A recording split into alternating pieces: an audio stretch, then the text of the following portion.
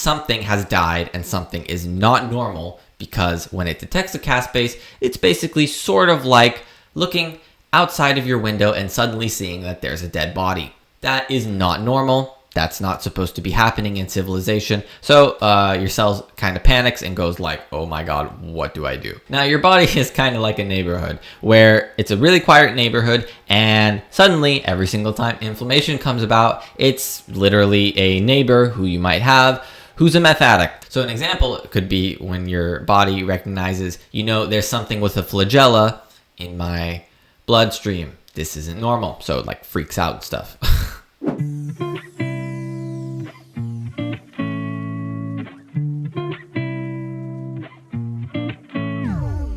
Inflammation is a very, very important part for our immune system, and we need it in order to fight off anything like a virus, bacteria, or a pathogen of some sort. But in today's day and age, oddly enough, we're actually giving ourselves inflammation for no reason, which might sound a little strange to you. And oddly enough, there's actually a pretty good chance, most likely around like 99% chance, that you are giving yourself inflammation for absolutely no reason at all. And some people in particular, specifically those with the autoimmune problems, experience this at even an increased rate, like an extremely exacerbated rate. And they will see the obvious signs very, very quickly. But even if you in particular aren't actually one of those who are having autoimmune problems, you are still giving yourself inflammation for no reason. The only difference is it's just on a really small scale and it's not really too noticeable. So first, let's understand what exactly is happening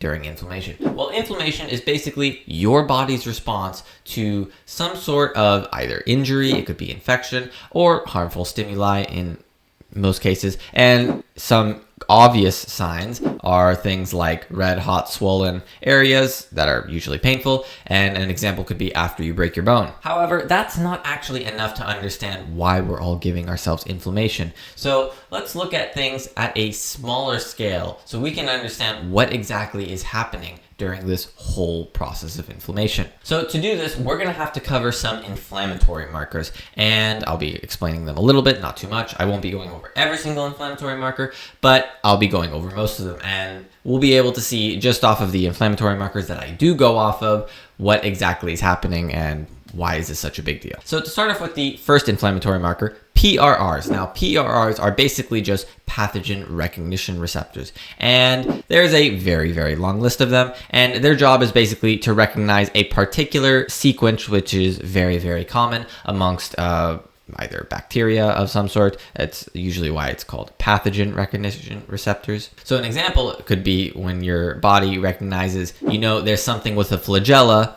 in my bloodstream. This isn't normal. So it like freaks out and stuff.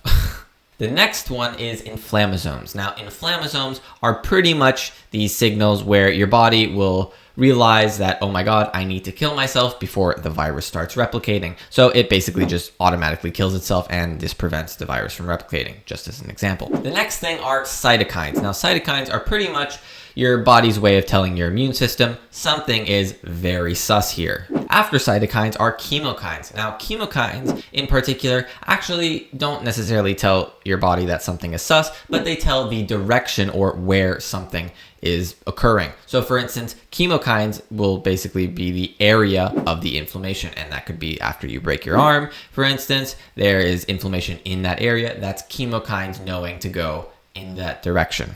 Next are caspases, and these are the most clear ones. The reason is because caspases are very, very clear signals that something has died and something is not normal, because when it detects a caspase, it's basically sort of like looking outside of your window and suddenly seeing that there's a dead body. That is not normal. That's not supposed to be happening in civilization. So your cells kind of panics and goes like, oh my God, what do I do? It's a really, really big panic signal, pretty much. Next, there are reactive oxygen species. Now, reactive oxygen species I've covered a lot before, but just to keep it really short, reactive oxygen species pretty much are what happens when you oxidize glucose or a free radical is formed, usually from a hydrogen peroxide. So yeah.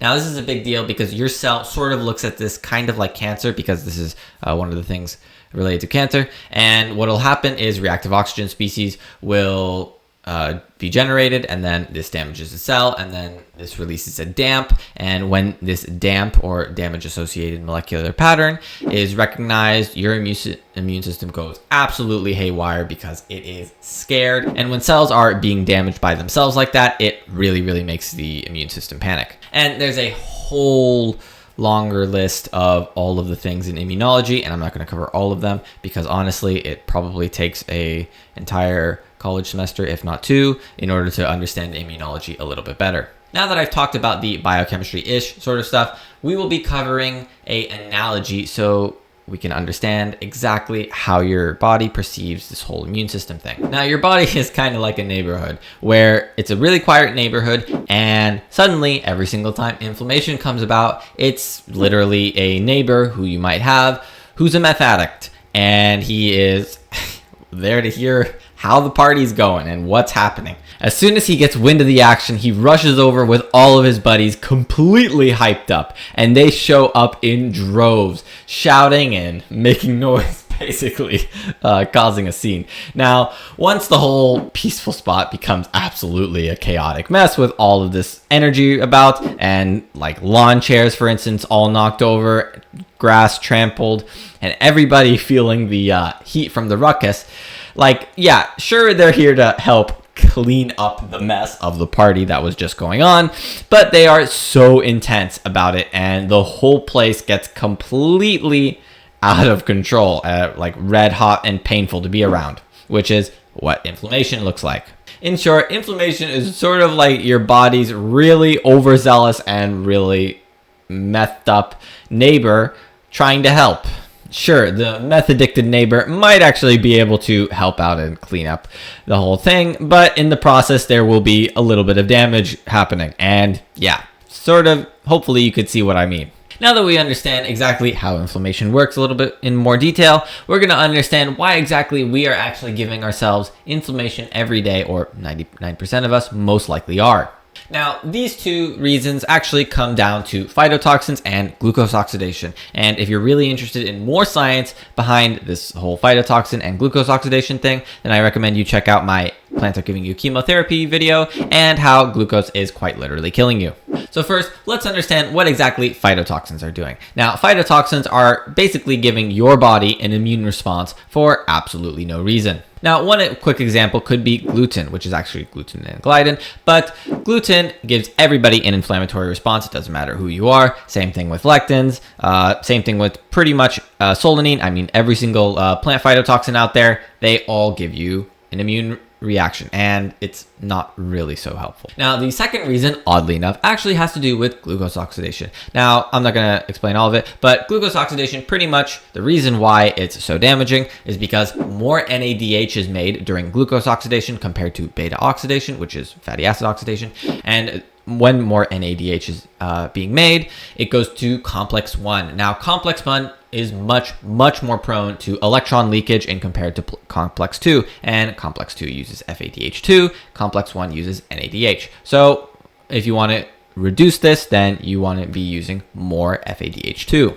Now, I didn't go into too much detail onto how exactly phytotoxins can give an immune response, but I'll be going over a couple so you can see what happens. Now, one of them could be molecular mimicry. So an example would be a phytotoxin could mimic a human protein, and what'll happen is the immune system will freak out because it goes, this shouldn't be here, and it starts freaking out like crazy, and that's just one example of what a phytotoxin can do. There are multiple others. Another possibility could actually be to bind to a carbohydrate on the cell surface, which actually is what lectins do in particular. Now, lectins will do this, and when they do this, it stimulates an inflammatory response because it makes your immune system go absolutely haywire and go, this shouldn't be here. So once again, this is another way a phytotoxin can induce an inflammatory response. Now, another example could be, again, gluten. Now, gluten in particular does do this because it doesn't just cause a inflammatory response in celiacs, it causes an inflammatory response in everybody. And once again, we're going to be going over a little bit of a weird analogy of how your immune system reacts when it comes to you eating a plant or that sort of a thing. Now, this one in particular applies to people who don't have autoimmune issues, but just as an example, when you're eating plants and you don't necessarily have autoimmune issues, your immune system sort of looks at it like this. Imagine you're hanging out with a friend who occasionally dabbles in crack. Not exactly your scene, but you figure what exactly is the harm in being around it. So you take a little bite of that spinach and your immune system gets a little twitchy.